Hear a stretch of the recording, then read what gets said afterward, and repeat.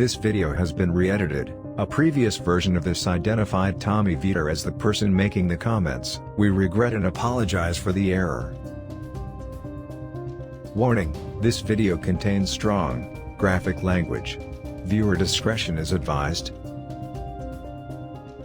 The following comments were made by Jon Favereau during a Pod Save America podcast called Stop the Steal on May 27, 2021. A link to the entire podcast can be found in the description section below.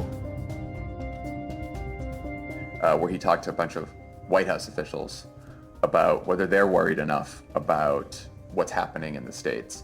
And, they made the argument that obviously they want H.R. 1 to pass, and that the voter suppression they believe is dangerous and antithetical to democracy, and they're worried about it. But they think their argument is basically, with enough money and organization, we can get our voters out, and we can sort of get around some of these voter suppression laws in 2022 and then again in 2024 when Biden's on the ticket again, presumably. But then they said that what they're more worried about and don't really have a plan for is this strategy by Republicans to put all the pieces in place so that they can successfully overturn the next election that they lose. And just to lay out how this happens, right? Like, this is now, we're past all the voter suppression stuff.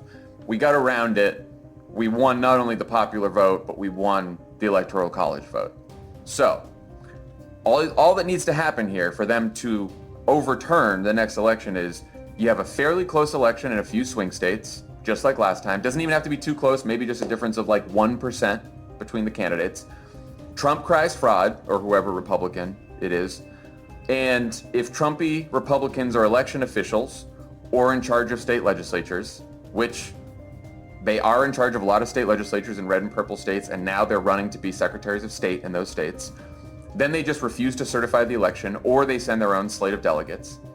Then, if we lose in 2022, because we have a fucking gerrymandered House and it was impossible for Democrats to win, we have a Republican House, and if we have a Republican Senate, all they have to do is refuse to certify enough states to give either candidate 270 electoral votes.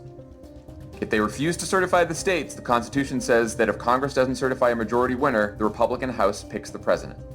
And that's that. Now, what has to happen is not just Republicans win in 2022 and take control of the House and the Senate, they would also have to, once again, maintain control of the House and the Senate in the 2024 election, if we're talking about stealing the presidency, because of course you'd have the new Congress then. But if the Republicans keep the House in 2024 and they keep the Senate in 2024 and they win those two things, they will have everything in place they need to constitutionally steal the presidency. And it doesn't seem like we're talking a lot about voter suppression too. It does not seem like anyone has a plan for this, that anyone is alarmed enough about this. What do you think?